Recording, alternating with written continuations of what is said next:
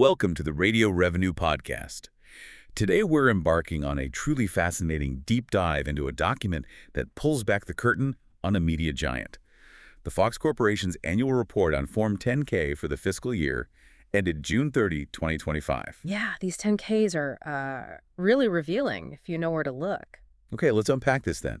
Our mission today is really to cut through all that dense corporate language, the legalese, and pull out the crucial insights. We want to give you the shortcut to truly grasp Fox's core business, its financial health, and, well, the big strategic moves it's making in today's wild, rapidly evolving media landscape. Absolutely. We're aiming for those aha moments. Exactly. Make you feel truly well-informed without having to pore over hundreds of pages yourself. And this 10K, it isn't just a stack of papers, it's more like a real-time snapshot, isn't it? You see how a media giant like Fox is grappling with this constantly shifting landscape. You really can. We can actually see their big bets and maybe their biggest fears laid out for us. What's truly fascinating, I think, is how these sprawling entities manage to navigate constant technological shifts and consumer behavior changes, Right. while somehow maintaining profitability and market position. It's a constant balancing act, leveraging traditional strengths while trying to innovate. That's a great point about navigating constant change. Let's actually ground this for our listeners. For a company as recognizable as Fox, what is Fox Corporation today? It's probably not what most people immediately think of, right? You're absolutely right there. While the name is familiar, Fox's current form really emerged post its spinoff from 21st Century Fox. That was back in March 2019. When Disney took a big chunk. Exactly. That was the moment when most of the former 21st Century Fox's assets went to Disney, and Fox Corporation became this standalone, publicly traded entity focused on, well, specific areas. So how is it structured now? Today, it organizes its diverse operations into 4 key segments: cable network programming, television, then there's a consumer finance marketplace called Credible, Okay. and the FOX studio lot. But really, the cable network programming and television segments are their powerhouse. That's where the vast majority of their revenue comes from. That history is quite the carve-out, reshaping a media empire. So it's clearly not just the broadcast network we think of. Can you quickly break down what those 2 main primary segments actually entail for us?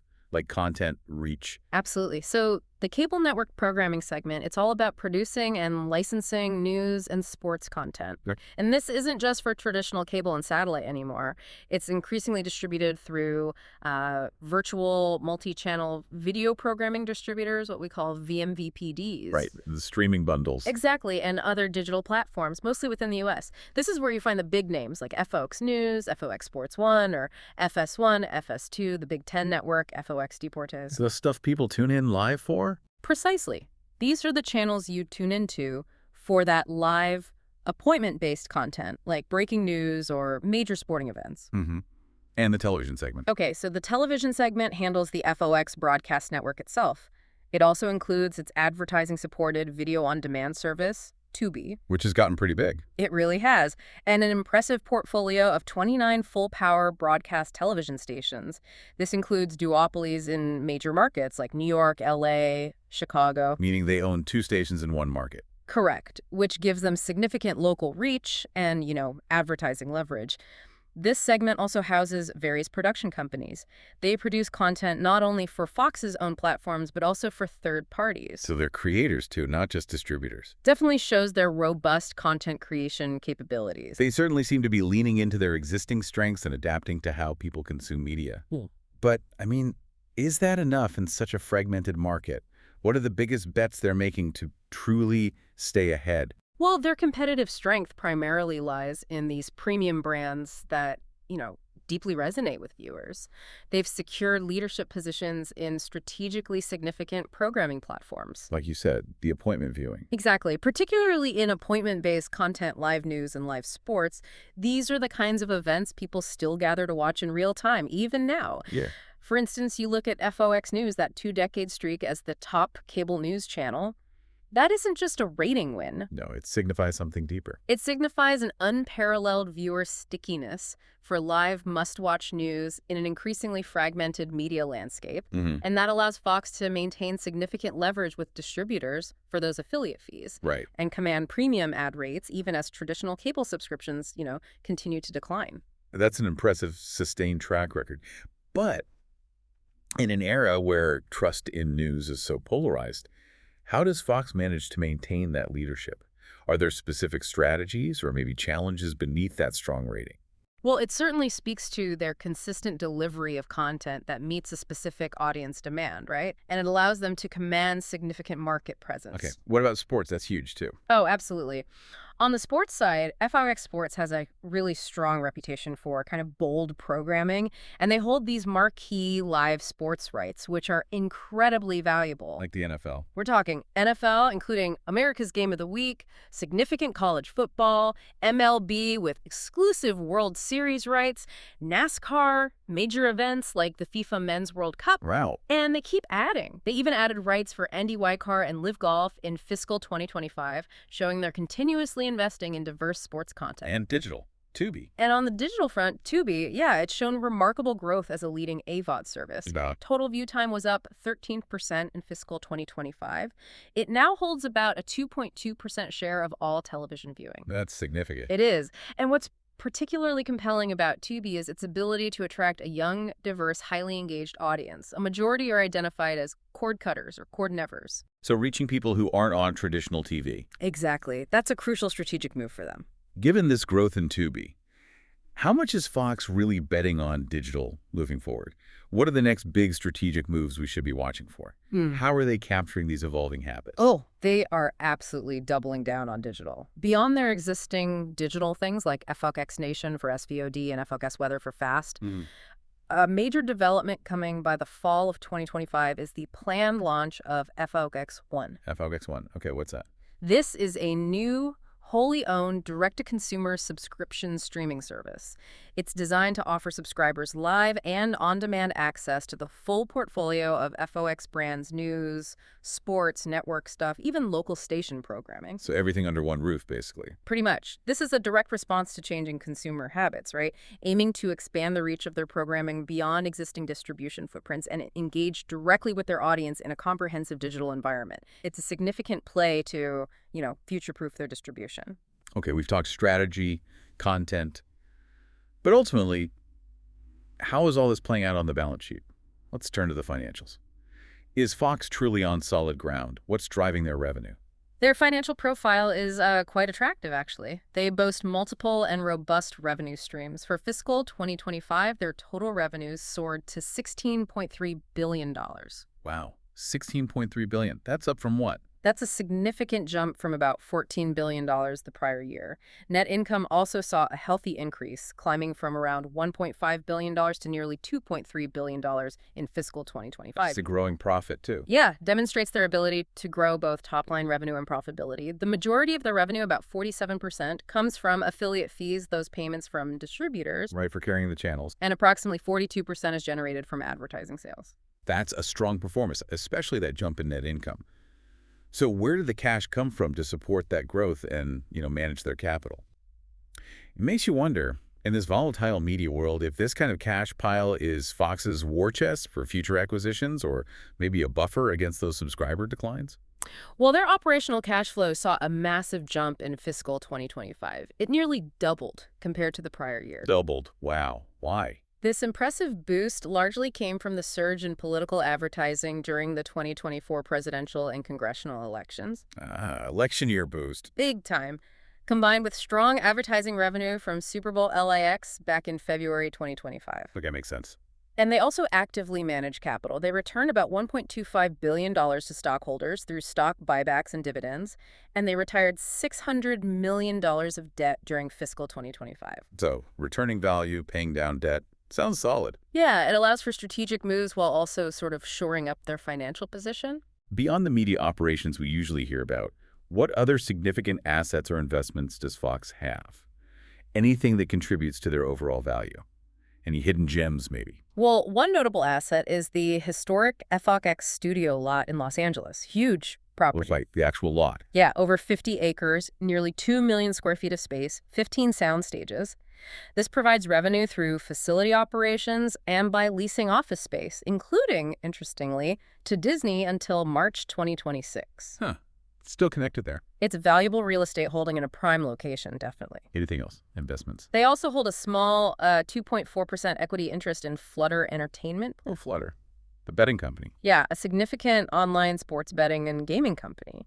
More notably, though, FOX Sports hold a valuable call option. Call option. It's essentially the right, but not the obligation, to acquire a significant 18.6% stake in the online sports betting giant FanDuel. FanDuel. Yeah, for around $4.5 billion. And that option runs until 2030. So this represents a massive potential future investment and strategic play in that booming sports betting market. That's a big potential move down the line. It is. And furthermore, they own about 42% of the United Football League, the UFL, which just launched in January 2024. So investing in emerging sports ventures, too. Okay, interesting mix of assets. But, every company, no matter how successful, faces challenges, especially in media. It's so dynamic, so scrutinized. What are some of the significant risks Fox is contending with right now? Yeah, shifting gears to the challenges, they operate in an inherently highly competitive industry, and consumer behavior is, well, evolving rapidly. Always changing. Always. A primary concern is the continuing decline in traditional MVPD subscribers, cable and satellite, that directly impacts their affiliate fees and advertising revenue. The cord-cutting trend. Exactly. And the advertising market itself is also undergoing a significant shift. There's increased fragmentation, a big move towards digital platforms. Which might not always benefit them as much. Right. It might not always benefit them as much as traditional linear TV did. Audience measurement methodologies also pose a risk, as the industry transitions to multi-platform measurement. Broadly accepted standards are still kind of evolving. That measurement piece is tricky. So it sounds like they're in this constant dance with tech changes, audience fragmentation. What about the legal and regulatory hurdles? Those always seem to loom large for big media players. Oh, definitely. This brings up critical questions about legal liabilities and regulatory oversight, which are indeed significant for Fox. Like the Dominion lawsuit. Exactly. The company faced that substantial defamation lawsuit by Dominion Voting Systems, which, as you know, was settled for approximately $800 million back in April 2023. A huge number. Huge. And they're also vigorously defending against a similar multi-billion-dollar defamation suit from Smartmatic USA Corp. They continue to deny the claims there. So that's still hanging over them. It is. And beyond these, there are also ongoing derivative lawsuits by stockholders related to these events, which just adds another layer of legal complexity. Wow. And privacy. That seems to be a big one for all companies handling user data now, especially media companies with these large digital footprints like Tubi. What kind of challenges does that present? Indeed. Privacy is huge. They're subject to complex and rapidly evolving privacy and data protection laws globally. Think GDPR in Europe, CCPA in California. Their AVOD service, Tubi, for example, actually settled some arbitration claims and a class action lawsuit in fiscal 2025 regarding alleged misuse of personal information. Okay. Was that a major hit? According to the report, these settlements didn't materially hurt the company financially, but they definitely highlight the constant vigilance and, frankly, resources required in this area just to comply with ever-changing regulations. Yeah, it's a constant cost to doing business now. What about cybersecurity? That's a universal concern that seems increasingly critical. Yeah. How is Fox addressing this, especially with high-profile stuff like live news and sports? Seems like a prime target.